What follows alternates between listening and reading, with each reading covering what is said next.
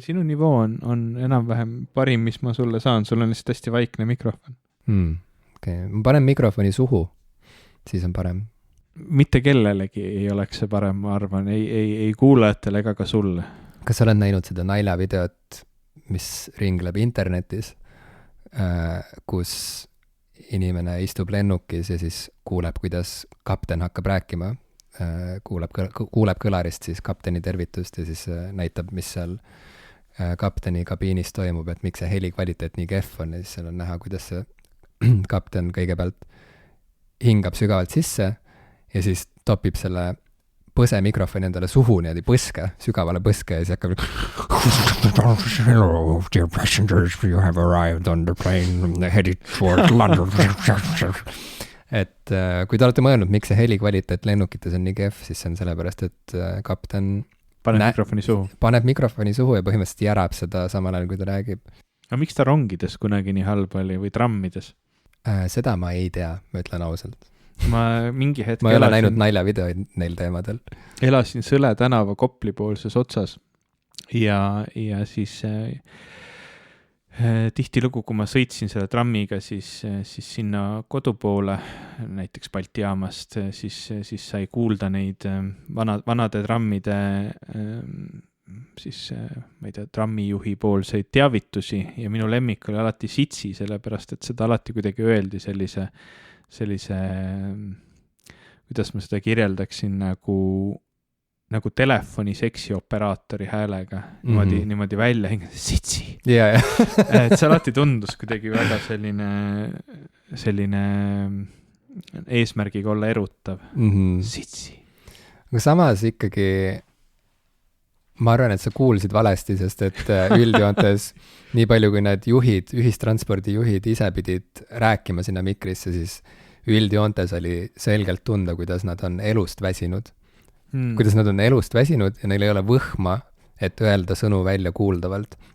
Ja siis tulebki siuke kuidas öelda, pool seksikas, pool suitsidaalne siuke voice, mis on see stiil Eesti ühistranspordi juhtide puhul? Ma ei tea, mulle tunduks, et mulle meeldiks juhtida trammi, aga võib-olla ma lihtsalt ei tea, kui üksluine see võib olla. Aga teistpidi see tundub nagu äge asi, mida teha. Ja tundub küll, jah. Trammi juhtida, ma arvan, on kõige mõnusam. Ma arvan, et kõige nõmedam on juhtida trolli, sest et seal tulevad need antennid selle, ma tahtsin öelda vooliku küljest, aga kaabli küljest lahti. Juhtme küljest. Juhe tuleb seinast välja kogu aeg ja siis on vaja minna tegelema sellega. Kuigi ma pole ammu näinud tegelikult tänavapildis sellist olukorda. Ma pole ammu näinud trolle. Nad sõidavad mingit ühte liini vist veel ja see ei ole otseselt vist mu kodu lähedal. Kuigi äkki kuskil ma ikka näen neid, aga ma ei tea, kus Vabaduse platsil võib-olla. Telekast näen trolle. Aga trammiga oleks küll mõnus sõita. Ma arvan, et trammi juht on, aga ikkagi kõige ägedam, ma arvan, et seal hierarhia tipus on ikkagi rongijuhi amet. Ja seal, mida ma olen kuulnud, mis pidi väga raske olema rongijuhtide puhul ja mul on nii kahju, et me selle saatega juba eoses oleme läinud sinna, kuhu me alati millegi pärast jõuame. Et rongide puhul pidi see inimeste arv, kes üritavad suitsiidi teha, et see pidi nagu ikkagi olema täitsa teema ja siis sa rongijuhina kuidagi nagu, sul on väga vähe, mida sa jõuad ja saad teha üldse, et seda olukorda nagu päästa ja siis see on nagu küllaltki traumeeriv. Ja. Aga see amet on nii, mõtle selle peale, see amet on nii lahe, et see kompenseerib isegi seda, et sa aeg-ajalt pead inimestest üle sõitma. Sa oled ikka väga cheerful. Et kui mina oleksin Eesti Raudtee juht, siis täpselt selle lausega ma kõiki Elroni juht, siis ma täpselt selle lausega kõiki töökuulutusi alustakski. Kompenseerib isegi selle, et vahepeal tahavad osad inimesed rongi ette hüpata. Ja, et tahad lahedaimat ametit Eestis, sa ei pea enam kaugemalt otsima. See amet siin on nii lahe, et sa isegi ei muretse selle pärast, et sa aeg-ajalt pead üle sõitma inimestest, kes tahavad enda ära tappa. Sest et rongijuhi amet, las ma räägin sulle, tule töövestlusele ja ma räägin sulle lähemalt, kui lahe see amet on ja tule meile tööle. Kas see copywriteri töölt nagu ära minemine oli ikka vabatahtlik või sind sealt nagu lükati? Ma arvan, et see reklaam praegu siin rääkis enese eest, ma ei pea isegi vastama su küsimusele.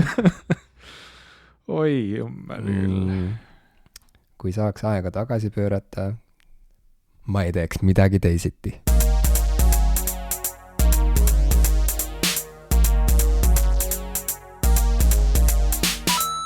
Tere, minu nimi on Ivo Krustok. Tere, mina olen Jim Ashilevi. Ja te kuulate saadet Popkulturistid.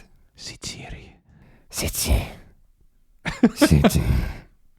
Ma kuulasin seda albumit, mis sa palusid mul viimase osa lõpupoole kuulata. Mul ei tule selle nimi praegu kohe niimoodi pähe, ma pean seda otsima. Let's Start Here. Aga selle artisti nimi oli... See oli Microsofti sponsoreeritud töö. Mis asi? Let's Start Here, jah. Nad tahtsid, et stardimenüü saaks rohkem, et sellel oleks rohkem kohalolu inimeste teadvuses. Kas sa tead, mis laulu kasutati Windows 95 reklaamikampaaniates? Ei tea. See oli Rolling Stonesi Start Me Up. No võt. Sest tuli startmenüü ja see oli see fookus ja siis mängis taga Start It Up. Ja nii edasi. Lil Yachty plaat Let's Start Here, peale seda, kui sa olid seda mulle kirjeldanud, ei osanud ma ausalt öeldes sellest väga mitte midagi oodata või mõista, sellepärast, et see tundus siuke nagu veider kontseptsioon. Psühhedeelne rock on kokku pandud trap muusikaga. Ja, see kõlab nagu täpselt siuke asi, mida inimesed tahaks nagu proovimise pärast panna märksõnadena sisse, nagu eelmise saate teema oli sinna AI kunstiprogrammi, lihtsalt, et näha, mis saab. Mingi tõesti jabur kooslus žanri määratlustest. Aga see toimib. Yeah. See nagu toimib üli hästi. Sest kuigi nagu natukene kohati hakkas tekitama muljet, et sul on nagu mingi taust, mille peale keegi huiab. Okei. Lihtsalt nagu, et need kaks asja nagu ei ole alati omavahel nii hästi ühendatud. Et sul on nagu mingi rütm ja siis keegi sinna peale nagu ujub ringi natukene selle psühhedeelse rocki nagu taustal. Siis tegelikult see toimib selle autotune'iga, see toimib selle nagu tema hääle tämbriga, see on kuidagi nii hästi kokku pandud, et ma ei tea, see on mõnus plaat. Ma ei paneks seda nagu väga tihti mängima ja selle mõttega, et nüüd ma kuulen ja keskendun, kuigi ma esimesed paar korda ikkagi püüdsin päris keskendunult kuulata. Ma tänan, ma palusingi vähemalt 2 korda kuulata seda. Ja sa tegid seda. Aga ta meeldis mulle juba esimesel kuulamisel. Okay. Aga ma paneks ta nagu taustaks mängima päris hea meelega, sest ta on siuke chill, tal on mingid siuksed funky elemendid, tal on hästi mõnus rütm, ta kuidagi ei muutu igavaks ja ta ei kao taustal ära, ta nagu suudab elada nagu siukse päris ägeda taustamuusikana, mis võiks lihtsalt kuskil mängida, et kui sul on filmis stseen, kus keegi läheb näiteks kuhugi klubisse ja see mängib seal taustaks ja toimiks. Jaa, väga nõus. Ma kohe hakkasin unistama mingisugusest filmist, mis kasutaks mingit palaselt albumilt osavalt ära, et luua meeleolu või tekitada mingisugune meeldejääv stseenikene. Kas sul on seal plaadilt nagu üldse meeles mõni lugu? Tegelikult, kui sa praegu küsid, siis ei ole, aga mul tegelikult samas, kui ma seda kuulan, siis kui ma jõuan nende paari looni, mis mulle eriliselt meeldivad, siis väike mehike mu peas ütleb, et see on see lugu, mis mulle eriti meeldis, mäletad? Ei, sellega ma olen täitsa nõus, sest mulle ka nagu jättis see seal on häid nagu esile tõusvamaid lugusid, aga ma isegi ütleks võib-olla, et seal on esile tõusvamaid kohti. Et seal on mingid sõnad, mingid rütmid, mingid meloodiad, mis mingi hetk nagu löövad välja kuidagi eriti tugevalt, aga issand, ma kõlan endale nagu rõvedalt praegu. Wow, mis siit tuleb nüüd? ei, lihtsalt see viis, kuidas ma räägin. Miks? Mis juhtus? Ei, lihtsalt ma hakkasin mõtlema, ma kõlan nagu mingi nagu kultuuriarvustaja telekas. Sa oledki enam-vähem, ainult et miinus see teleka osa. Ei, lihtsalt see nagu see tämber ja see stiil, mida ma hakkasin, et kui te kuulate seda lugu nüüd niimoodi tervikuna, tegelikult. Tegelikult sa ei rääkinud nii. Ma tõmban ennast tagasi ja jõuan sellele, mida ma tahtsin öelda, lihtsalt, et see plaat, minu jaoks ongi kuidagi lihtsalt sihuke üks kulgemine ja vahepeal seal tulevad esile mingid kohad, mis lihtsalt kuidagi paeluvad eriti tugevalt. Et ta on tervikteosena minu jaoks, mitte sellise, ta ei ole nagu, et ma oskaksid välja noppida mingid hitid. Ma nüüd meeldetuletuseks panin ühe loo vaikselt mängima kõrva. Drive Me Crazy meeldib mulle väga. Minu arust Drive Me Crazy on seal albumil siuke lugu, millega on võimalik ükskõik kellele müüa seda albumit tegelikult. Sest et see on mõnes mõttes hästi siuke standardne, siuke funky, diskolik, siuke mõnus suvelugu. Et õõtsutame rannal koos. Tuleb meelde või? Ma pean ka korra kuulama. Jah. See on väga mõnus lugu, jah. See on väga siuke suvepriisi siuke... Sõidad autoga katus maas. Näiteks, jah. Aga ma ei ole kunagi sõitnud autoga katus maas, ma lihtsalt kujutan seda filmist. Tänu sellele albumile me natuke nagu oleme. Aga see ongi huvitav, et seal albumil on tegelikult nii palju muud, seal toimub nii palju muud, mis on nii palju veidram kui see Drive Me Crazy näiteks. Et seda Drive Me Crazy't saab nagu siukse gateway drugina kasutada põhimõtteliselt inimestele, kes võib-olla oleksid muidu skeptilised. Sest et see on väga meeldivalt kummaline ja veider album. See on nagu mingi imelik une nagu, mis tundub pärast hiljem nii kahtlane, et sa mõtled nagu, et kas ma päriselt nägin seda unes või mul on lihtsalt siuke tunne, et ma nägin midagi veidrat unes. Millegipärast mul tekivadki, ma ütlen, me vist mainisime seda ka eelmisel korral, et juba see kaanekujundus on selline, et ma ei imestaks, kui see ongi tehtud selle AI kunstigeneraatori poolt.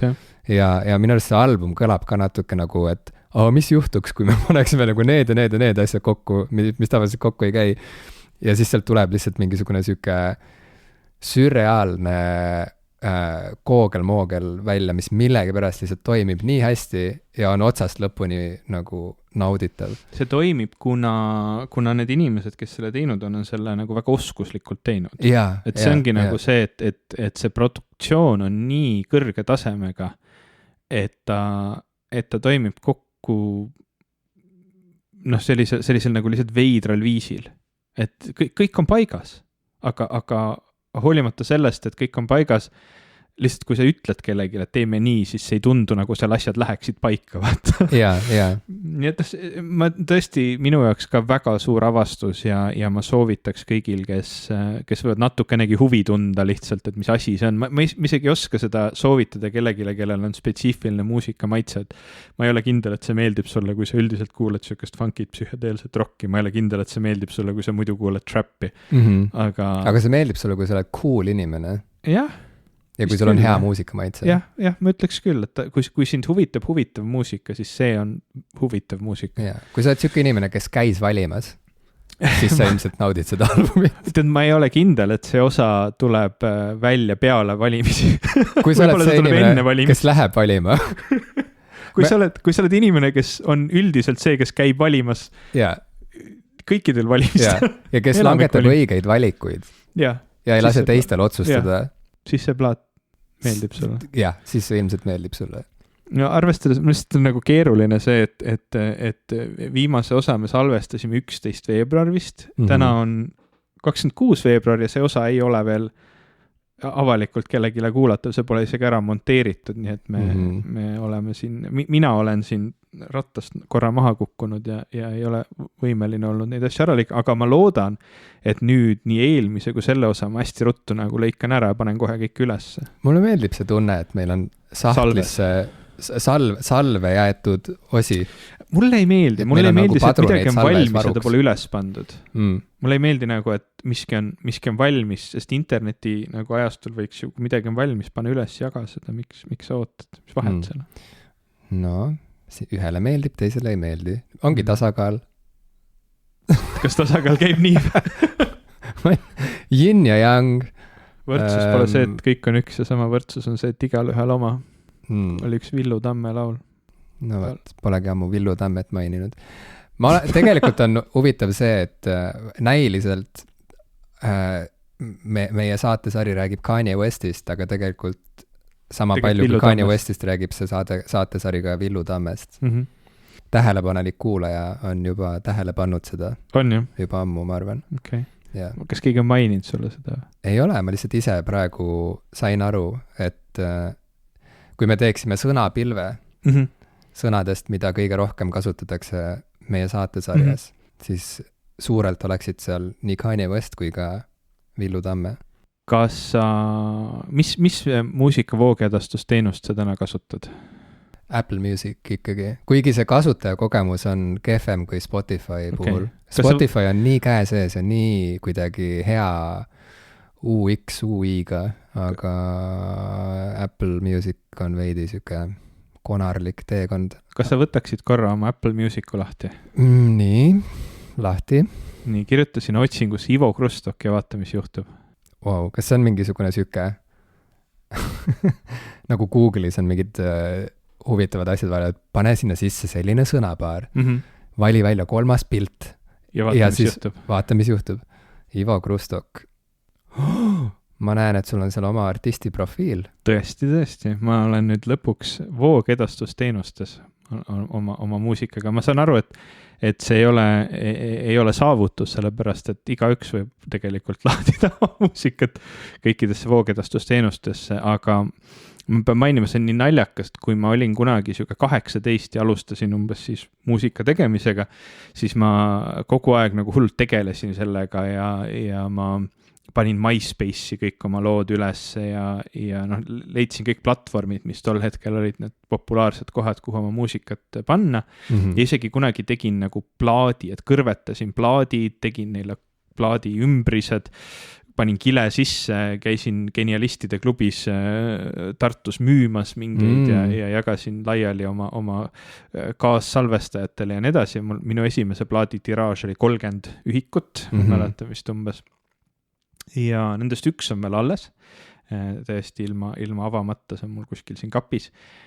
Ja siis ma nagu hullult mässasin sellega ja nüüd ma olen tegelikult aasta otsa nagu muusikat jälle kirjutanud ja mitte üldse nagu viitsinud tegeleda sellega, et tänapäeval kõik kuulavad muusikat ainult põhimõtteliselt voogedastusteenustes ja ma olen lihtsalt teda YouTube'i videodena laadinud. Ja ma ei teadnud, kuidas see käib, mul ei olnud aimu ka, kuidas tegelikult seda teha, et see muusika läheks sinna ala Spotify'sse, Apple Musicusse. Aga mida tuleb siis teha? Ma ka ei tea tegelikult. Tuleb välja, et sa lihtsalt pead leidma mingi teenusepakkuja, millest kõige vist populaarsem nagu indie-muusikute seas on DistroKid. Sa natuke maksad neile raha selle eest ja siis nad nagu tegelevad selle tausta poolega, et nad avaldavad sinu muusika kõikides platvormides. Mul pole taimugi, ma tõesti arvasin, et igaüks peab ise uploadima kuskile kausta Google Drive'i. See oleks nagu minu mugavustsoonis palju suurem, sest praegu on umbes see, et ma täidan mingi nagu vormi ära ja saadan selle loo ja panen mingid linnukest, et et Instagram ja TikTok ka saaks umbes. Ja naljakal kombel saabki, et kui sa nüüd Instagramis teed reeli, tahad sinna muusikat taha panna, sa saad valida minu laulu Take Me Away sinna taustaks. Nii et üsna nagu lahe. See on, mul on seal praegu ainult üks lugu, mille ma just siin sõbrapäeval välja lasin koos Adele Jaago ja Kirke Karjaga, kes mõlemad sinna loosse panustasid väga, väga ägedalt. Ja ma olen nagu ülirõõmus selle singli kaanepilt on ka tehtud tehisintellekti pildiga. Ta ei näe nii lahe välja vist, kui see Lil Yachty plaadi kaas, aga ma mõtlesin, et ma lasen sellel pildil, ma lasen AI-l teha oma plaadikaane pildi. Sest see on tasuta ja kiire. Ja kunstnikke pole tegelikult vaja. Jah. See on sinu maailmavaade ja me teadsime seda tegelikult juba enne, kui me selle sõnades välja ütlesime, nii et mingit poleemikat see, ma arvan, ei tekita. Jah. Mis tunne sul oleks, kui edaspidi Ivo Krustoki nime all hakkaks AI hoopis avaldama lugusid ja siis sa üritad ise mingit lugu kirjutada ja panna Spotify'sse ja Apple Musicusse ja igal poole mujale ja siis sulle öeldakse, et ei aitäh, meil juba on piisavalt palju Ivo Krustoki lugusid, meil ei ole vaja neid inimese tehtud lugusid. Huvitaval kombel, kui sa nüüd seda mainid, see terve eelmise aasta loodud muusika peaks ka nüüd üks hetk Spotify'sse jõudma plaadistatud kujul. Ma siis loodusmuusika või ma kuulin? Loodud muusika. Ma kuulsin loodusmuusika ja siis ma mõtlesin, et sa oled teinud mingi sala kontseptalbumi, mis on loodusmuusika. ma võib-olla võtan selle ette. Aga need lood, mis ma eelmine aasta kirjutasin, ma täpselt ei tea, kui palju neid sinna plaadile tuleb. Ma natuke veel otsustan seda, aga need ma panen kokku ja selle plaadi kaanepildi on joonistanud Sirli Oder. Inimene. Inimese ma ei vaata, mulle ei meeldi inimeste tehtud kunst enam viimased 2 kuud. Ma ei tea, kuidas suga rääkida enam, Jim. Minu enese promominutid on läbi. Inimese tehtud kunst, see on nagu vaataks midagi, mis see on nii, nagu eilsest päevast. See on nii 2022, et ma isegi ei oska sulle nagu öelda, kui hullult retro see mulle tundub. Ja ebameeldivalt retro. Ebameeldivalt retro, mitte siuke nagu cool retro. Ei. Aga Sirli Oder mulle meeldib väga. Ma lihtsalt pean sedasi otsa ütlema. Ma tegin inetu hääle kohe pärast seda, kui kõlast tema kaunis nimi. Ma olen Sirli Oderi austaja ja alati, kui teda näen, rõõmustan ja me embame, nii et kõik on okei. Ma arvan, et minu muusika loomise juures kõige olulisemad panustajad ongi olnud pigem Adele Jaago, Kirke Karja ja Sirli Oder nüüd, sest tegelikult mina seal olen väga tähtsusetu rolliga. Ja pigem ma olen väga tänulik nendele inimestele. Take me away! On aeg minna voogedastusplatvormile ja hakata kuulama Ivo Krustokit. Kuumim artist täna ja homme saates. Ja ülehomme siin saates. Okei, nüüd ma nagu veits canceldasin sinu, tegelikult Jim on ka väga kuum artist. Lõpeta. Ma ei ole ammu enam midagi huvitavat või tähelepanuväärset teinud. Ehk oleks nüüd aeg. Ehk oleks, aga enam ei oska nii. mis siis teha? Oh well, aga see ei ole võistlus ja vähemalt sina teed asju ja see on tore. Ma arvan, et sa ütlesid, et see ei ole üldse mingi saavutus panna oma lugu üles kuskile Apple Musicusse või mujale, aga tegelikult see kõik on siuke pusimine ja askeldamine, mida paljud inimesed ei viitsi teha, nii et ma arvan, et see on tegelikult väga tore. See on tegelikult väga tore, et nagu inimesed saavad Instagramis panna oma story'le või reelile taustaks sinu pala. Ja mul polnud aimugi, mis süsteemid selle taga seisavad ja ma siiamaani ei tea. Mis rõngastest on vaja läbi hüpata, et sellised asjad üldse reaalsuseks saaksid, nii et väga lahe, et sa tegid seda. Mul on rohkem nagu mugav see maailm, et ma pean laadima kuhugi FTP serverisse mingeid asju üles, kui see, et ma täidan mingit DistroKidi lehel olevat tabelit, aga tundub, et selle aja jooksul, kui mina enam ei ole teismeline, on maailm muutunud üllataval kombel.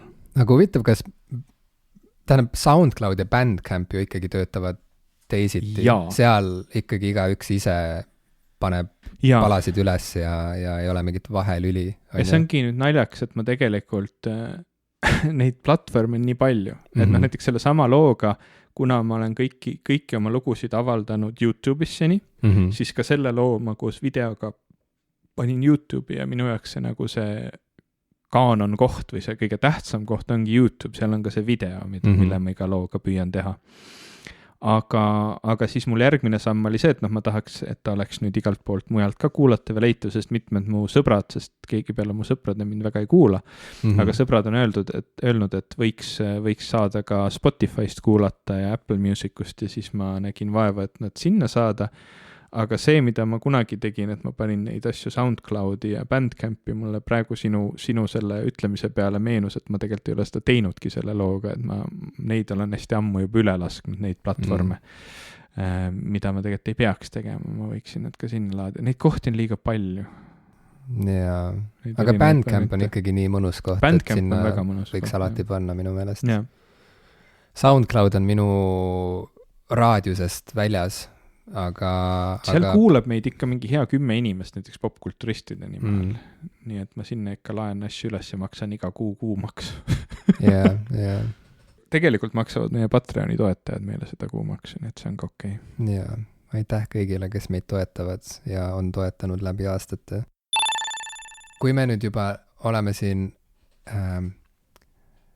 järelarvustuste lainel. Nii. Siis lisaks Lil Yachty albumile Let's Start Here oleks võib-olla paslik rääkida ka ühest teisest juba natuke aega nagu popkultuuris laineid löönud fenomenist, mille nimi on Elden Ring. Ma lihtsalt tahaks teha väikse update'i. Tee väike update. Kaugel sa oled? Ära küsi, see on siuke sa kohe panid maohaagi tõmbasid kohe alguses ja siit on raske edasi minna. Inimestele, kes ei ole mänginud Elden Ringi põhjenduseks või seletuseks nii palju, et tegu on mänguga, mis kestab kaua ja selleks, et seal üldse kuskile jõuda, tuleb pühendada oma elu sellele. Nii et kui sa küsid mult, et kui kaugel sa oled, siis see on valus küsimus lihtsalt, sest et kuigi ma olen palju aega sinna pühendanud, ma arvan, et ma olen mingi 65 tundi seda mänginud kokku, siis ikkagi ma saan iga nurga taga peksa ja küsin endalt palju, et miks ma seda endaga teen. See on sama, et ära küsi mitte kunagi doktorandilt, millal ta lõpetab ja ära küsi mitte kunagi Elden Ringi mängijalt, kaugel ta on. Jaa, kusjuures see on üks ühele sama kogemus, räägitakse. Doktorikraadi teha on sama keeruline kui Elden Ringi läbi teha ja põhimõtteliselt inimesed, kes teevad Elden Ringi läbi võiksid saada doktorikraadi. Nad saavadki. From Software saadab neile, see on küll siuke Jaapanis kehtiv doktorikraad, jah, aga see on siiski päris doktorikraad ja see on doktorikraad peksa saamises.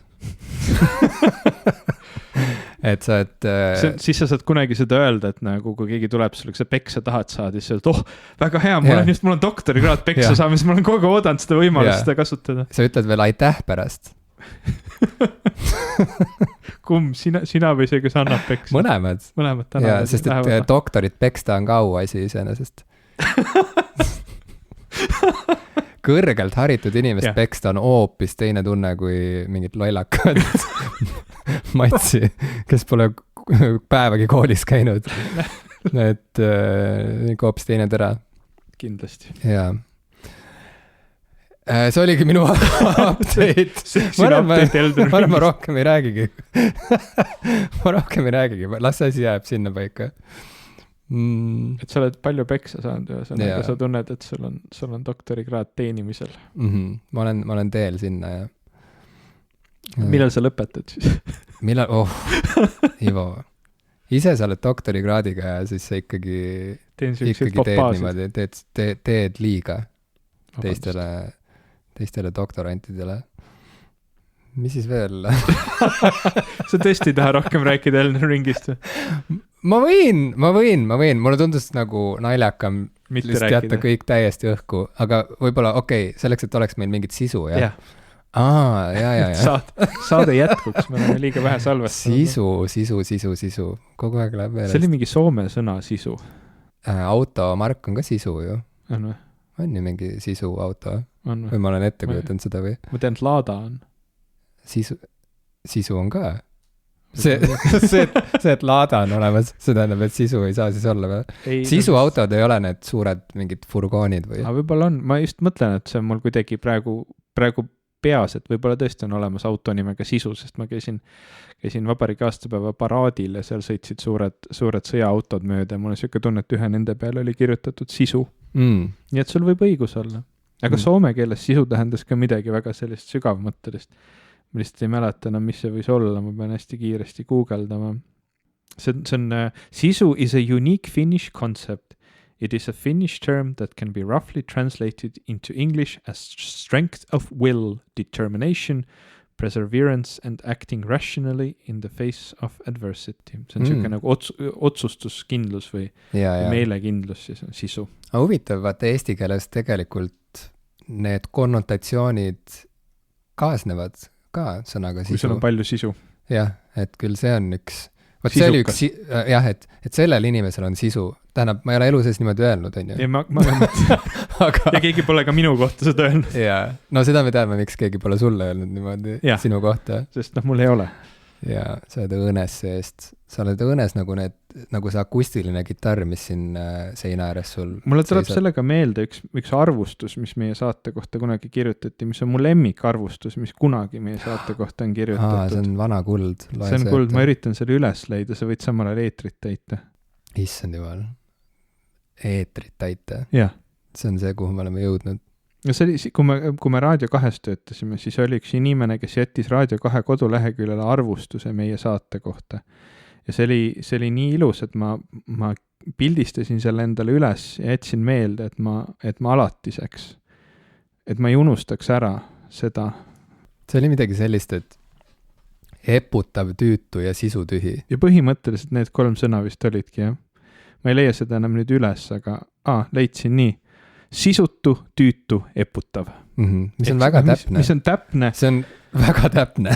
ja käib ka mul on siuke tunne, et mitte ainult nagu meie kohta, vaid ka lihtsalt isiklikult minu kohta. Ja. Et väga, väga sissenägelik, väga sisukas inimene on selle kommentaari jätnud. Ja, nii et aitäh. Ja ma loodan, et ta on meie patroon. Ma loodan ka. Ta jättis selle nime alt anonüümne, nii et me ei tea kunagi ilmselt, kes ta on. Aga äkki ta kuulab meid endiselt. Kirjuta meile veel arvustusi. Tule Discordi. Või tule Discordi. See on ka samamoodi tüütu, sisutu, eputav. Või meie oleme. Meie oleme seal, teised ei ole. Teised ei ole.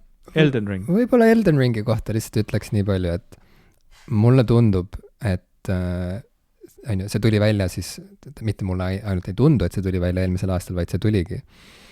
Et Elden Ring on ikkagi, ma arvan, et selle 10 üks suurimaid selliseid popkultuuri sündmusi. Ja väga raske oli jõuda selle tõdemuseni, kuna tegu on mänguga, mis on liiga raske tegelikult suuremale osale inimkonnast, olgem ausad. Enamus ei mängi seda mitte kunagi ja ei taha seda mängida mitte kunagi. Ja juba kui inimesed kuulevad, et ühesõnaga, kõik need Soulsborne, Souls-like mängud, on ju, see käib, see maine käib nende mängudega kaasas, et see on nüüd nii raske, et seda ei suuda ükski inimene tegelikult isegi käima panna, nagu, et see kõik on nagu siuke ilmselt ajab hamba verele mingit tüüpi mängijal, aga suuremat osa inimkonnast, ma arvan, lihtsalt nagu väsitab juba ette ära, on ju. Ja siis kuidagimoodi on nii läinud, et ma olen nüüd ringiga jõudnud tagasi Elden Ringi juurde. Tänu sellele esiteks, et ma sattusin ühele väga kurnavale ja ebameeldivale reisile, kus mul oli vaja mingisugust pelgupaika ja Elden Ring pakkus mulle seda. Ja teiseks sellepärast, et mul on nüüd Steam Deck, mida ma muuseas soovitan. Sa polegi maininud siin saates vist seda, mul on siuke tunne. Ma soovitan seda reaalselt igale inimesele, kes on kuidagi kahe vahel, et kas osta Steam Deck või mitte. Steam Deck on natuke nagu, ma võrdleksin seda sellega, et kui ma kunagi mõtlesin, et kas mul on vaja e-lugerit või mitte, et et ikkagi päris raamat, ja päris raamat, cool, on ju, loeme edasi kõik päris raamatuid ka, ehk siis mitte päris, on isegi vale sõna, vaid ütleme, paberile trükitud raamatuid. Aga, surnud puudele trükitud raamatuid. surnud puudele trükitud raamatuid, aga ikkagi, et Steam Decki puhul, inimesed, kellel on, ma ei tea, konsoolid või PC juba olemas, ma ikkagi ütleks ka, et see on umbes see sama dünaamika või see sama siuke valikuvõimaluste laienemine, mis kaasneb sellega, kui Steam Deck sulle majapidamisse jõuab, et lihtsalt sa saad nagu paindlikumalt ja rohkem erinevaid asju uurida ja mängida ja nii edasi. Ja Elden Ring on mul olnud alati nüüd kaasas ja Steam Decki peal ma olen saanud siis avastada seda just nagu lõputut maailma, mis sinna loodud on. Ja ma tahan lihtsalt rääkida sellest, et ma ei taha üldse rääkida sellest, kui raske see mäng on, sest see on raske ja see on väga frustreeriv. Aga mis on selle puhul lahe, on see, et vaata nii nagu Breath of the Wild seadis mingisuguse uue standardi, et selles osas, et milline saab olla üks open world või avatud maailmaga seiklusmäng, et siis nagu Elden Ring on naljakal kombel just nagu Breath of the Wildi selline sünge ja kuri kaksikvend või Breath of the Wildi varjukülg või midagi sellist. Ehk siis see, mis Shadow Link. Jah, see, mis neid kahte, täpselt Shadow Link, et see, mis neid kahte tegelikult ühendab, on see, et mõlemas mängus on tegelikult, sinna on loodud maailm, mis on nii rikkalik ja sügav ja huvitav, et seda ei jõua kõike ära avastada ja see on lihtsalt, see on nii suur saavutus. Ma olen praeguseks aru saanud, et Elden Ringi sees nagu see saladus, mis seal peitub ja see, kuidas seal ei aidata mängijat mitte kuidagi, no et sa lihtsalt satud sinna, nii, hakka pihta. Ja siis sa oled nagu, et millega ma pihta hakkan, mida ma tegema pean. Ja siis juba keegi hüppab selle peale ja lööb selle nagu mõõga pähe. Et see kõik on nagu ülimalt frustreeriv ühest küljest, aga teisest küljest tõesti, et see, mida seal on tehtud valgusega, see, mida seal on tehtud looduse kujutamisega erinevates avaldumisvormides, see, mida seal on tehtud arhitektuuriga, see, mida seal on isegi tehtud inimeste, või mitte ainult inimeste, vaid tegelaste kostüümide osas, et kui kummaline ja nagu alateadlik see kõik on, ma ei oska seda muud moodi kirjeldada. Tegu on fantasy mänguga ja mulle ei meeldi fantasy esteetika üldjoontes, et kui ma mõtlen mingi mainstream fantasy maailma peale, siis see, mida me harilikult oleme harjunud nägema mingite nagu fantasy romaanide selliste nagu läikivate ülekujundatud kaante pealt, on minu jaoks lihtsalt liiga läila ja see muutub sükkseks rosoljaks kõik kokku, nagu kui on liiga palju kellegi mingid energiapallid hõõguvad ja siis on mingid neoonvärvid ja samas mingid grayscale värvid ja siis on nagu keegi on vampiir ja keegi on superkangelane, keegi hõljub, keegi tuleb maa seest välja skeletina ja siis kõik on mähitud mingisse maagia udusse, see kõik näeb nagu hästi kole välja lõppkokkuvõttes. Aga Elden Ringi puhul seal on tabatud mingisugune selline toon või mingi selline joon, et ma ütleks, et see on juba kunstilise taseme poolest ka midagi sellist, mida ma nagu saan sealt suurema elamuse, kui ma sageli saan muuseumis, mõnes muuseumis käies. Et näiteks ma just käisin Hollandis ühes moodsa kunstimuuseumis, mis oli lihtsalt nagu jahmatavalt külmaks jätev kogemus ja siis ma sain mängida hotellis Elden Ringi. Ma mõtlesin, et sa võtsid kaasa, istusid seal nagu maha, et see no, mind oleks, ei kõneta, ma lähen nagu päris huvitavasse maailma. No see oli mingi süke näitus, kus nagu reaalselt oli mingid NFT-d olid seal ekraanidel jooksid ja siis oli mingi Pharrell Williamsi tehtud mingisugune tema ja ühe teise kunstniku poolt ülevärvitud mingi vana kassettmakk boombox oli pandud klaasi alla ja siis sa pidid seda kõike kuidagi nagu imetlema, ma ei tea. Et jah, et Elden Ringi kunstiline tunnetus on üks veidramaid, rääkides nagu veidratest asjadest, mille olemasolu on üllatav. Elden Ring on kindlasti üks tugevama iseloomuga maailmu, mida ma olen oma silmaga näinud, sest see on lihtsalt nii kummaline ja nii alateadlikult seletamatu ja samas mõjuv. Ja Steam Deck nagu konsoolina, nüüd ma küsin nagu sellise natuke mõttetud tehnilise küsimusega, aga see nagu veab välja seda kõik, et ta näeb ilus välja selleks. Väga ilusti. Ma mängisin enne Elden Ringi Xbox Series X-i peal, aga nüüd see on mul mitu kuud olnud panipaigas, sest mul ei ole telerit enam. juba mõnda aega ei ole olnud telerit. Miks sul telerit? Sest ei mahu kuskile telekas, ma ei tea, kuhu panna. Telekas on siuke naljakas asi, et kui see panna ükskõik millisesse tuppa, siis sellest esemest saab selle toa tähelepanu keskpunkt. Kogu mööbel kuidagi nagu on fokusseeritud siis selle teleka ümber, eks? Ja me praegu oleme kuidagi niimoodi oma kodu sättinud, et fookuses on kõik muu. Ja sinna kooslusesse on hästi raske ette kujutada mingit nagu väga telekat. Hipster teist. No, ma ei tea, aitäh. Võib-olla see peaks kuskilt laest niimoodi alla rulluma telekas. Võib-olla, ma vaatasin neid lahti rulluvaid telereid korraks, sest LG ju natuke aega tagasi ühel elektroonika messil ka esitles oma rulli käivat telerit ja see maksab reaalselt mingi 100 000 eurot või midagi sellist. Nii et ma ei tellinud seda. Okay. Ja ma ei tea, kui kiire see reaktsioonikiirus tegelikult sellel teleril ka on. Ma ei tea, kas see on hea gaming telekas tegelikult näiteks. Ma mõtlesin, et reaktsioonikiirus, ma istun maha, tahan nüüd uudiseid vaatama hakata, siis ta rullub aeglaselt. Tuleb nagu, vaata nagu see helkur, mis käib rulli ümber randme. Ja laksti. Ja plaksti ja siis kui sa näpud liiga lähedal ja siis võid saada litaka. Ja kohe ongi Johannes Tralla telekas ütleb tere õhtust ja vaatate Aktuaalset kaamerat. Lööb kärbse surnuks seina peal ja Johannes Tralla hakkab rääkima. Ja.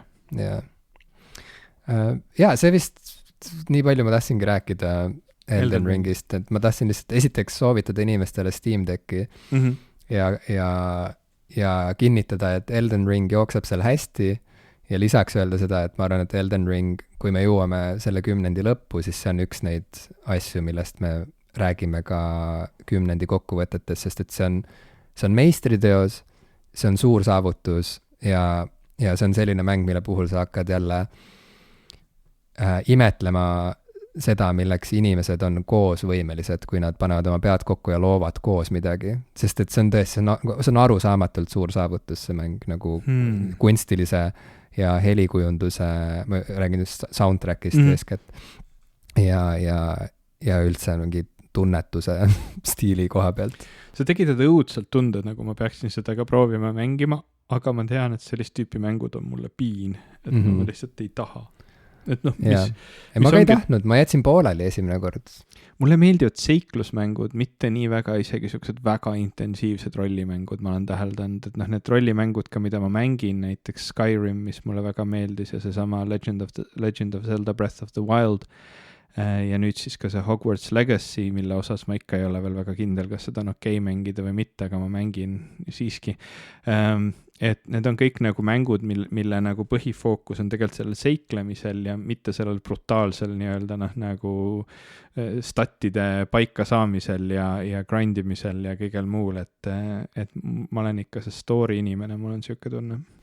Elden Ringis ongi, ma arvan, et sa oled täpselt siuke 50-50 sihtgrupp selles mõttes, et see võib sulle kohe hakata närvidele käima või siis see võib sind täielikult endasse imeda. Ja ma arvan, et põhjus, miks ma arvan, et sulle pigem meeldiks see seisnebki selles, et erinevalt teistest Souls-like mängudest sind ei sunnita midagi otseselt tegema tegelikult. Ja seal tulebki mängu kogu see avastamise rõõm ja see seiklemise vabadus. Võt see mulle jällegi, ma mäletan isegi, kui ma esimest korda Breath of the Wildi mängisin, siis ma mäletan, ma jätsin umbes aastaks pooleli, sest ma ei saanud enam aru, kuhu edasi minna või kuidagi nagu ma kaotsin selle järje ära ja siis ta ei pakkunud mulle enam huvi. Ma ei ole tegelikult ka seda tüüpi mängija, kes lihtsalt randomly exploriks nagu mööda maailma ringi, et ma tegelikult tahan, et see lugu oleks hea, aga see maailm ilmtingimata nagu ei piiraks mind lihtsalt, et ta on seal olemas ja siuke nagu lahe. Minu arust Elden Ringi lugu on olematu. Okay. Seda oleks raske nimetada looks. Okay. Reaalselt. See lugu, seda lugu saab võtta kokku ühe sõnaga. Domineeri. Jah, see on ka nagu elulugu tegelikult. No üldse nagu laias laastus. Et loo pärast ma arvan pole mõtet seda mängu osta. Aga kogemus muus osas on fantastiline. Ma teen veel ühe tehnilise märkuse, sellepärast, et ma eelmine kord rääkisin sellest ja ajasin jura. Ma rääkisin midagi sellest, et minu Hogwarts Legacy jõnksutas ja siis ma panin kõrgema kvaliteedi seaded ja siis hakkas kõik tööle. See oli täielik jura, see üldse ei töötanud. Mul läks mitu päeva aega, et aru saada. Ma vahepeal juba arvasin, et ma olen just maksnud mingi 60 eurot mänguvast, mida ma nüüd ei saa mängida. Ma arvuti peal seda jooksis nii kohutavalt halvasti. Isegi peale mingeid esimesi patch'e ja asju, mis sealt nagu välja tulid. Mis tegelikult välja tuli ja kui sina oled ka üks nendest inimestest, kellel see nii on, siis nüüd ma püüan päästa su päeva. Mu arvuti oli niimoodi üles seatud või Windows oli nii üles seatud, et minu page file'i, mis on siis selline, kui su mälu saab täis või nagu sinu arvuti püsimälu saab täis, siis ta hakkab mingit osa sellest kirjutama kõvakettale. Kui sul see on niimoodi üles seatud, et see kirjutab kuhugi teisele kettale, mis on aeglane, nagu minul on üles seatud arvuti, et mul on mingid siuksed suured vanad kõvakettad, mis on pigem aeglased, aga hoiustavad hästi suurt hulka andmeid. Et siis, kui ta hakkab sinna kirjutama seda mälu, siis see mäng lihtsalt nagu ma ei tea, kui paljudel inimestel tänapäeval üldse on enam kõvakettad teevad siukest särisevat häält natuke või siukest krõbisevat häält, kui nad otsivad infot nende peal. See on mõnus hääl. Ja nii kui ma selle mängu käima panin, siis lihtsalt nagu konstantne siuke nagu kõvakette otsimise hääl käis. Ja ma üritasin aru saada, et milles probleem on, ja tuligi välja, et minu arvuti ei kasuta seda kiiret SSD-d selleks, et neid andmeid sealt mälust hoida, vaid kasutab vana aeglast suurt kõvakettast, ja selle mängu puhul miskipärast eriti oli see probleem. Ma muutsin selle ära ja nüüd ma saan väga hästi mängida Hogwarts Legacy't ilma suuremate probleemideta, nii et äkki see aitab ka sind. See on tore, et sa saad mängida Hogwarts Legacy't ilma suuremate probleemideta. See on tore, et see sind ei riiva. Ma hakkan nutma. Et see ei ole sinu probleem, see on tore. Jah.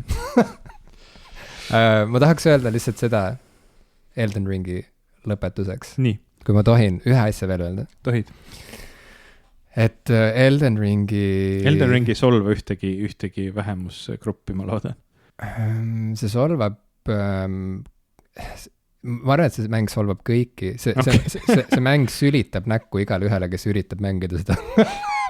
see pitch läheb aina paremaks sinu puhul. Ei, reaalselt viimati, kui ma hakkasin seda nüüd, ühesõnaga olin jälle reisil ja siis hakkasin seal mängima, ma jällegi see hääl mu peas ütles, et ma olen valmis selleks, et keegi mind karistaks.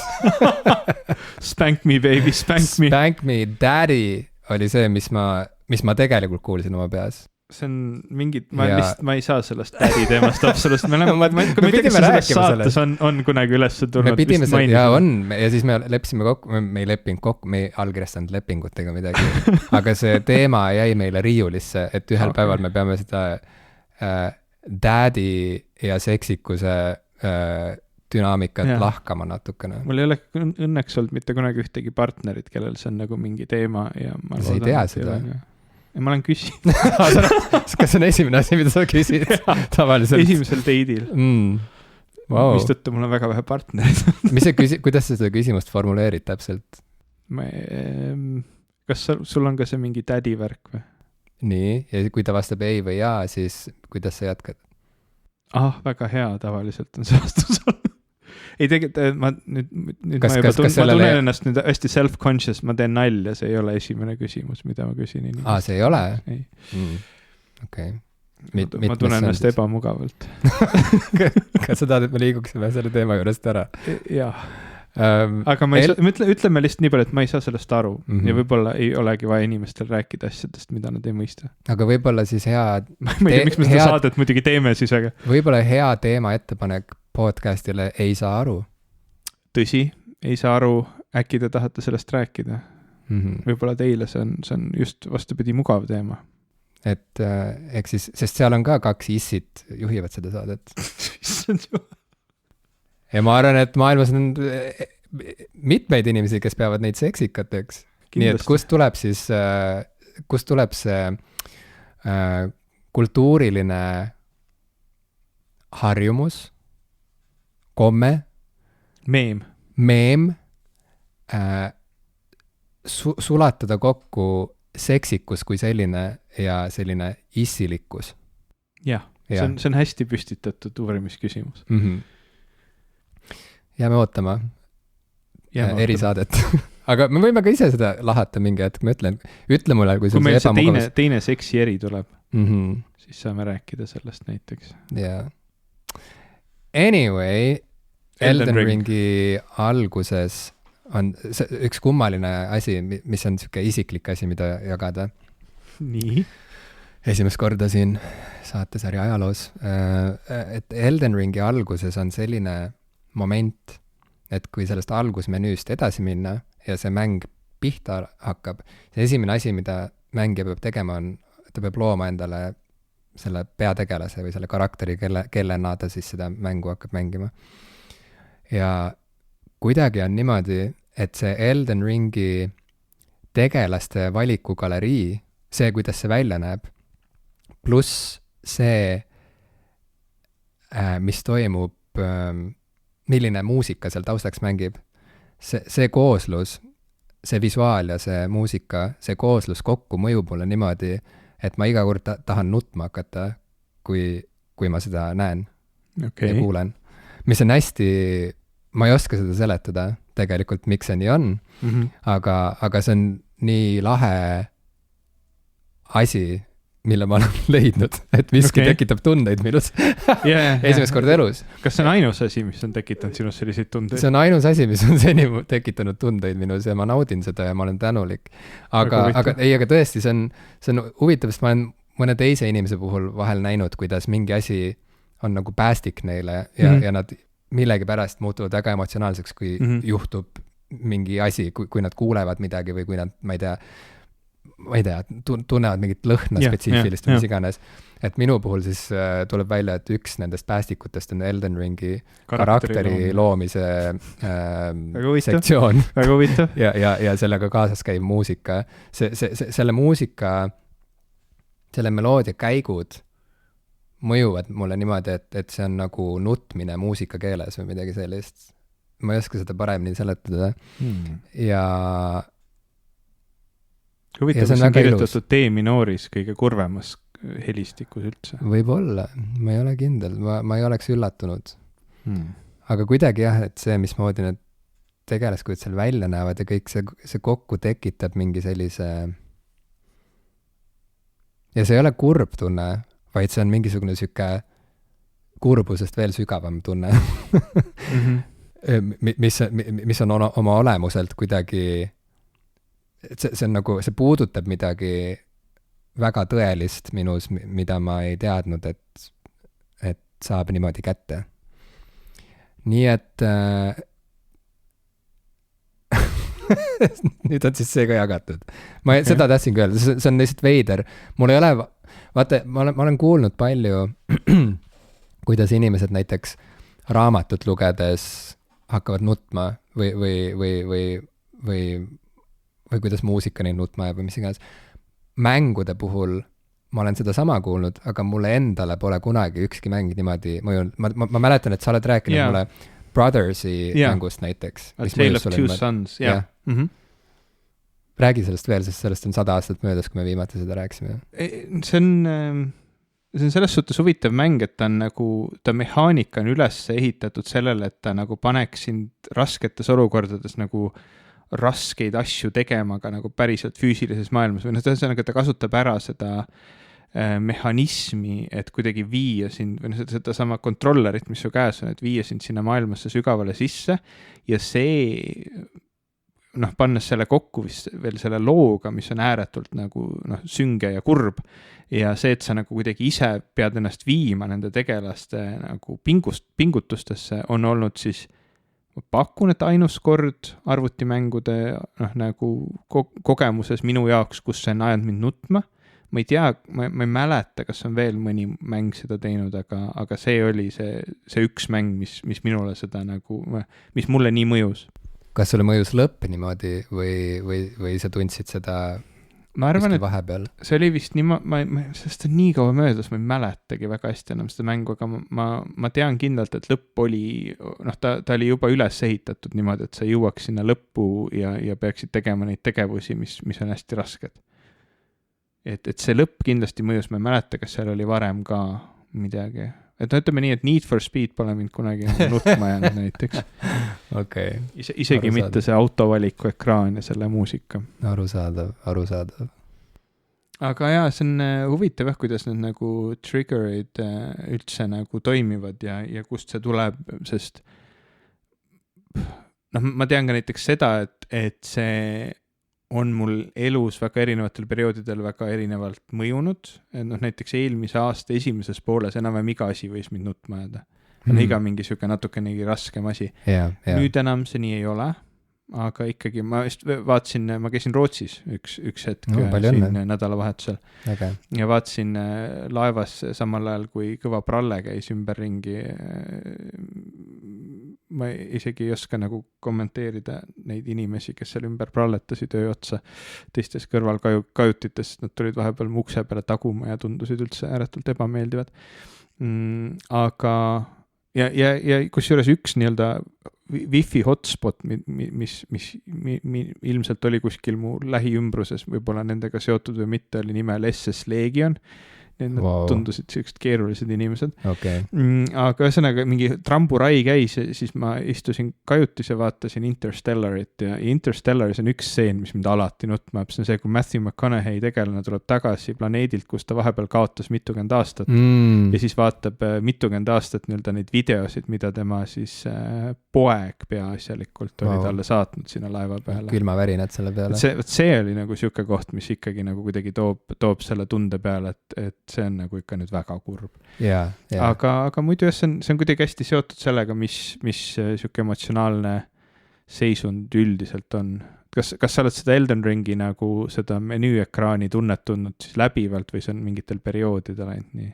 Ma ei tea, kui tihti sa seal tegelasi teed? Ma vahel reaalselt lihtsalt enne, kui ma jätkan sealt, kus mul pooleli jäi, nii-öelda vajutan new game, et ma saaksin seda saaksin neid tegelasi vaadata ja kuulata seda muusikat ja siis ma lähen tagasi ja jätkan sealt, kus pooleli jäi.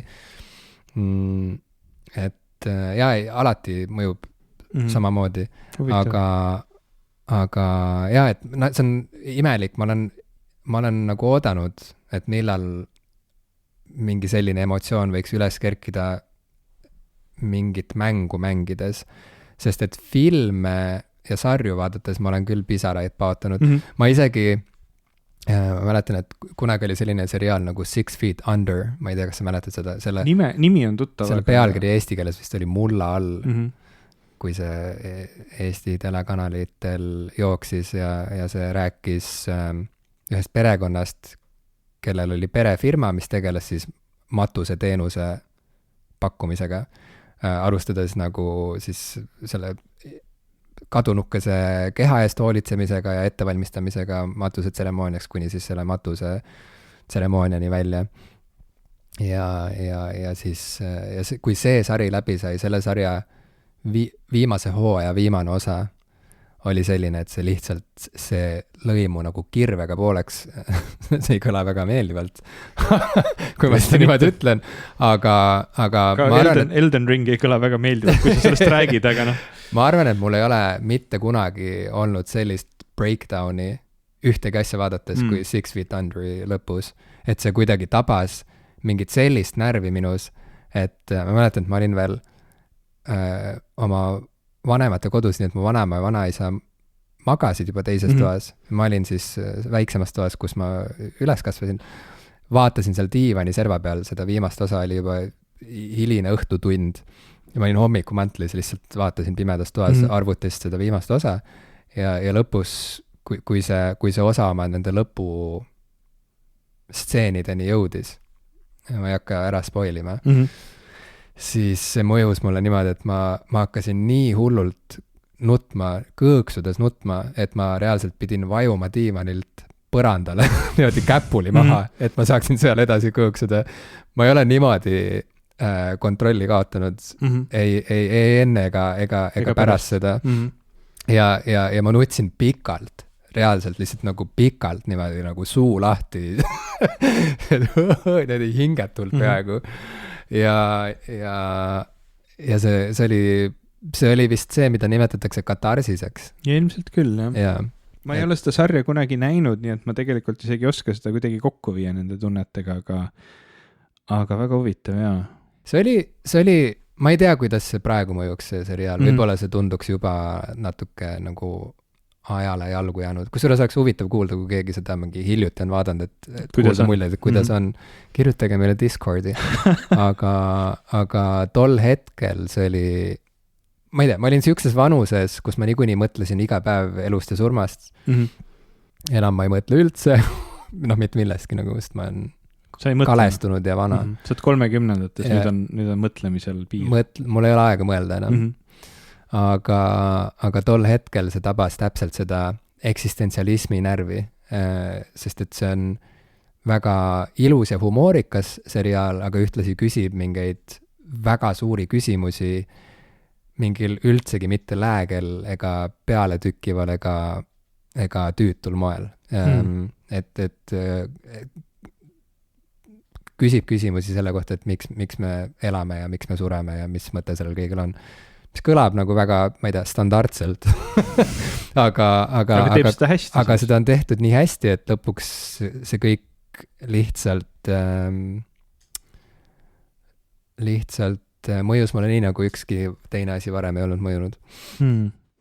Ma mäletan mängude puhul üks mäng, mis mul on sellist nagu sügavat hirmutunnet tekitanud, on olnud Max Payne. Max Payne? Max Payne'is enne päris lõppu on mingid väga psühhedeelsed levelid, kus sa mingi verenire peal pead kosmoses mingi kõndima. Ja, see oli päris... Ma mängisin seda üksi südaöösel üleval olles ise, ma ei tea, kui vana ma siis olin, ma pean korra vaatama, mis aastal Max Payne välja tuli, sest ma ei olnud siis nagu just väga sellises nagu täiskasvanud vanuses 2008, first release 2001 ma olin 14, ma pakun. Tõenäoliselt umbes siis mängisin seda. Ja ma mängisin tõesti seda nagu üksi pimedas toas ainult selle arvutiekraani valgel. Ja see oli nii sürr kogemus, vaata, olid juba mitu tundi kauem üleval olnud, kui võib-olla on tark kuskil seal südaöö kandis, kuvari valgel ja siis kõnnid mööda mingit verenire kuskil nagu kosmoses ja see oli hästi siuke õudne kogemus lihtsalt. See on väga painajalik stseen. Et see on nagu naljakas, jah, ma saan aru, et see on hästi normaalne küsida, et Max Payne, what? Ma korraks olin segaduses, et oot, mis... Aga tase, jah. Ja, mul oli meelest läinud, et seal oli see stseen. Mäletan, ma rääkisin sulle, et Max Payne hakkas mind Instagramis jälgima. Jaa, sa mainisid seda, jah, see on küll väga äge. Selle kohta oskagi muud öelda, kui et äge. Kahjuks ma ei kasuta enam Instagrami, nii et... Sa ei kasuta enam Instagrami? Miks sa ei kasuta Instagrami? Nüüd on siis käes sotsiaalmeedia sakib rubriik. Miks Instagram sakib? Ma teiste puhul isegi tean, aga Instagram on veel üks väheseid asju, mis kui ma hommikul üles ärkan ja ma ei jaksa ennast liigutada veel, siis ma vaatan umbes pool tundi reels. Ja ma teen sama, aga mis puutub sellesse, et mida jagada või mida jagamata jätta, siis ma tegelikult enam ei saa aru, miks ma peaks üldse midagi Instagrami panema. Kuidagi on tekkinud, kuna ma ei teinud alguses seda otsust ära, et kas ma jagan asju ainult sõpradega või siis ükskõik kellega ja kuna ma ei otsustanud ära, et mis selle kõige eesmärk on, siis nüüd see minu konto ongi eksisteerinud mingis sellises limbos, kus ma ühest küljest vahepeal olen hõiganud välja, et mul on veel mõned Kehade Metsa eksemplarid alles, kes tahab, see kirjutab ja siis ma olen inimestele saatnud postiga oma raamatuid, see on kõik väga lahe. Kusjuures veel on natuke Kehade Metsasid järel, nii et armas kuulaja, kui sul on huvi, siis kirjuta mulle, võid kirjutada Instagrami, ma neid message'id ikka näen. Ja Kehade Mets on kohutavalt hea raamat, ma väga soovitan tõesti seda inimestel lugeda. Aitäh. Parem kui AI kirjutatud romaan tol hetkel. Ja ka praegu ma eeldan, ma ei ole ühtegi AI kirjutatud romaani lugenud, aga Kehade Mets oli väga hea. Aga aitäh sulle, Ivo. Aga jah, et kui see oleks puhtalt siuke enese mingisuguse loomingu promokanal, siis see oleks kõik väga selge.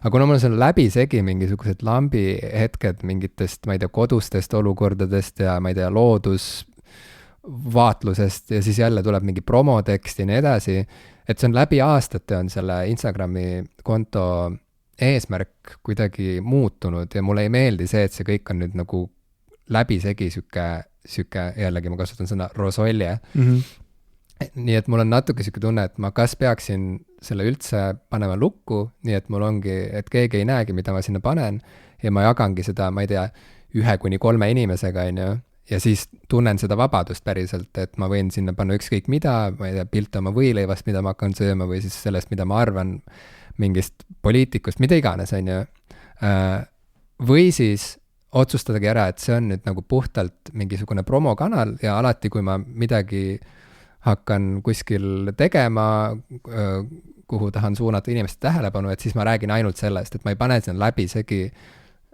kõike.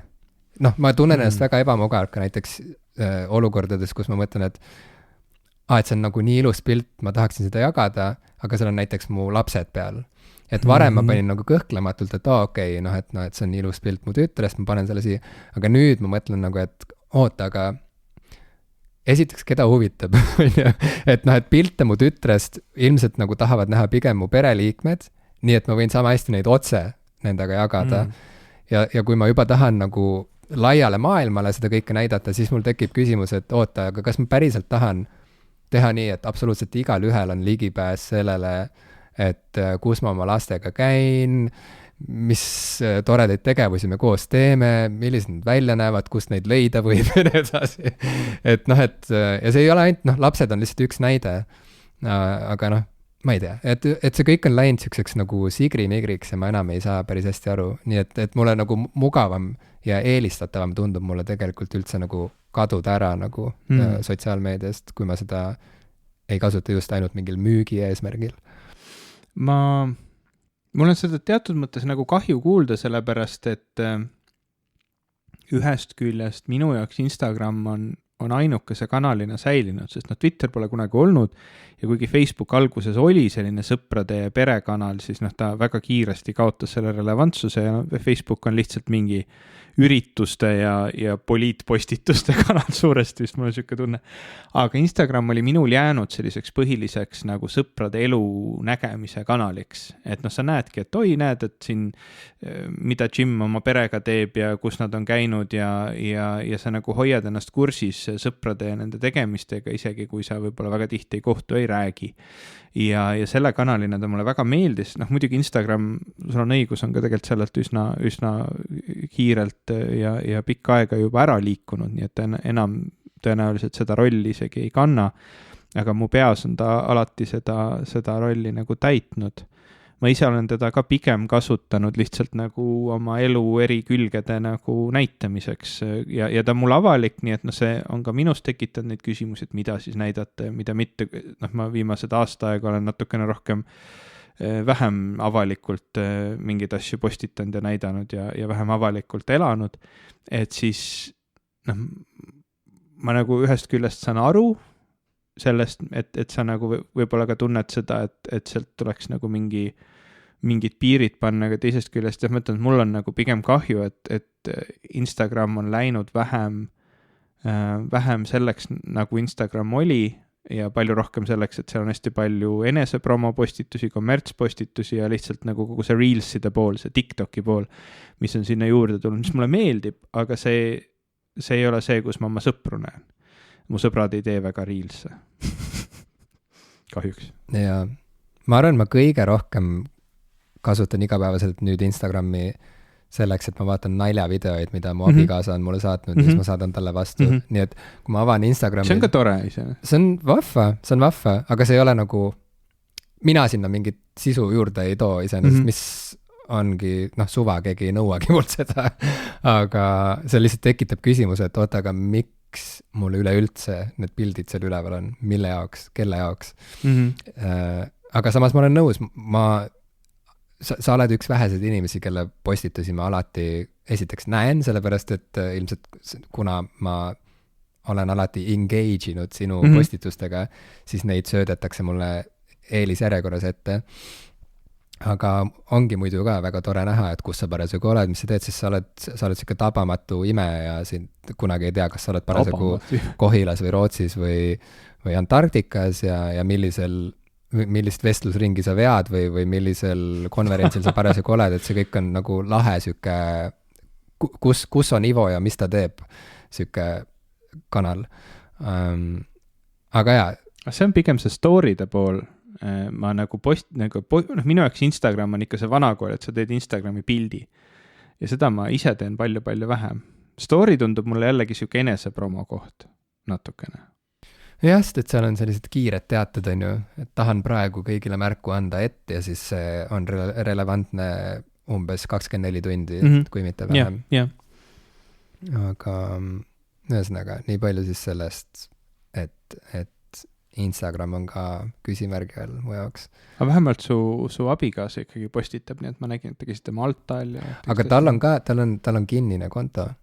ta mingi hetk tegigi selle muudatuse, et ta lihtsalt vaatas, et kes tal seal nimekirjas on ja jättis alles ainult ma ei tea, sõbrad ja siis pani kinni konto. Aitäh, hea, et ma näen su kontot. Ta ei kuula meie saadet. ma tean.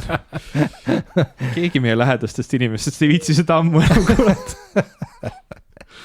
Et ei. Ja ei. Nad peavad meid taluma piisavalt palju juba. Ja. Mulle ei meeldi sotsiaalmeedia, kui see on veel jäänud kuidagi ebaselgeks. Nüüd on vähemalt see välja öeldud. Olgu see välja öeldud. Aga kas sulle Twitter meeldib? Ei, mis küsimus aga TikTok?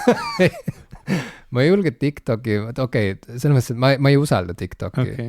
Ma ei tea, mul ei tule enam pähe sotsiaalvõrgustikke, mida küsida. Mastodon. Kas sulle Mastodon meeldib? Ma vist ei ole... Ma läksin ühe korra veebilehitsejat kasutades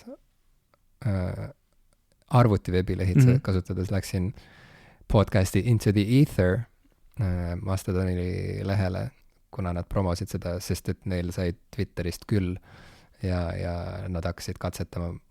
Kas on Mastodon või Mastodon? Mastodon.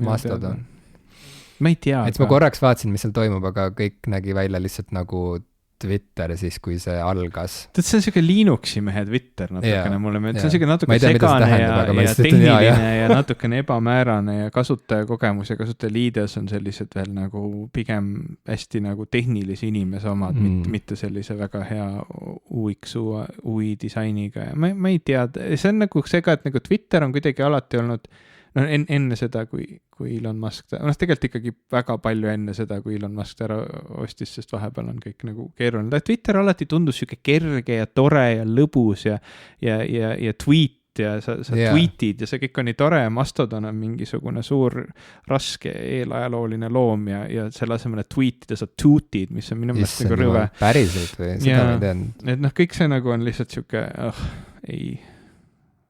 Et see on täpselt see, kui keegi hakkab sulle rääkima, kuidas Linuxi distrod on muutunud väga heaks ja sa peaksid Windowsilt või ma ei tea, Macilt minema üle Linuxile, sest see on nii palju parem. Ja sa lihtsalt vaatad selle inimesele silma ja sa mõtled, ei. Steam Deck jookseb Linuxi peal, see on kõik väga mõnus. Androidi telefonid on ka Linux tegelikult, aga mitte keegi inimene ei peaks nagu keegi ei kasuta niikuinii enam eraarvuteid või nagu, ma ei tea, laptop'e vist tööl kasutatakse, aga inimestel ei ole enam oma arvuteid, nii et see on muutunud täiesti mõttetuks vestluseks, aga keegi ei peaks oma arvutil kasutama Linuxit, kui ta spetsiifiliselt ise ei taha seda, sest kui sa tahad ja tead, siis sa oled täpselt see üks inimene, kes peaks Linuxit kasutama. Teised ei pea. Su vanaema ei pea kasutama Linuxit, kui see ei ole just ta mobiiltelefonil. Seda on kergendus kuulda. Ma ei tea, kellele mul oli seda vaja öelda ilmselt endale. Kas tõmbame saate kokku? No tõmbame otsad kokku. Kui pikalt me siin juba... Tund ja 20, aga me lõikame siit veel ühe tüki algusest ära ja tšükke värk. Aga me peame lisasaate ka tegema. Meie endise nimega nüüd, kui pinge on maas ja praeguse nimega nii maisine. Väga maisine. Või väga, see ma ei mäleta isegi enam. Me oleme seda juba nii pikalt teinud, sa ikka veel ei ole seda meelde jätnud. Uskumatu. Skandaalne. Lausa. Ja kui te seda soovite kuulata, siis te võite liituda meie Patroniga, kui te niisama tahate meiega juttu vesta ja teiste toredate inimeste juttu vesta, siis te võite tulla meie Discordi kanalisse. Ja, mulle meeldib meie Discord nii palju rohkem kui ükskõik milline sotsiaalmeedia kanal. Mulle ka see on hästi tore olnud, ma olen seal mitmete inimestega igasuguseid asju rääkinud ja see kuidagi nagu toredad inimesed, kõik meie kuulajad, kes seal kohal on. Ja, kas me peaksime ütlema, kuidas meie Discordi üles leiab ka inimestele, kes ei ole kuulanud? Kuidas selle leiab, ma ei tea. See peaks mingi link olema kuskil. Kuskil on mingi link. Äkki me peaks koduleheküljele tegema nupu. Teeme seda. See on super hea mõte. Ma ei tea, miks ma selle peale varem ei tulnud. Sest et põhimõtteliselt ju piisabki sellest, kui lihtsalt vajutada sellele nupule ja siis Discordi nupule meie kodukale. Saabki hakata kasutama Discordi. vist on vaja ka tõmmata tegelikult Discord endale. Ei ole vaja tõmmata või? Ei no kui sa mobiiliga lähed, siis on, nagu sa arvutiga lähed, millest me just rääkisime, et kellelgi ei ole enam arvuteid, aga teoreetiliselt, kui sul on lauaarvuti või sülearvuti, siis sa saad ka brauserist minna. Cool. Nii et varsti tuleb nupp, aga inimestele, kes ei jõua seda nuppu ära oodata, lihtsalt Discord _popkulturistid on see, kust meid leiab, on ju. See peaks olema ju nii, discord.com, see on, mulle meeldib see, kui hästi me teame. Ma ei tea. Oma Discordi ja muid asju. Ei ole sükest. Okei, mida iganes. Ühesõnaga õnn kaasa. See on natuke nagu Elden Ring, keegi ei ütle sulle, kuhu sa pead minema või mida sa pead tegema. Link on kodukal. Aga Link, kes on Breath of the Wildi peategelane muuseas, on kodukal, nii et tulge ja liituge ja juttu jätkub kauemaks. Tadaa!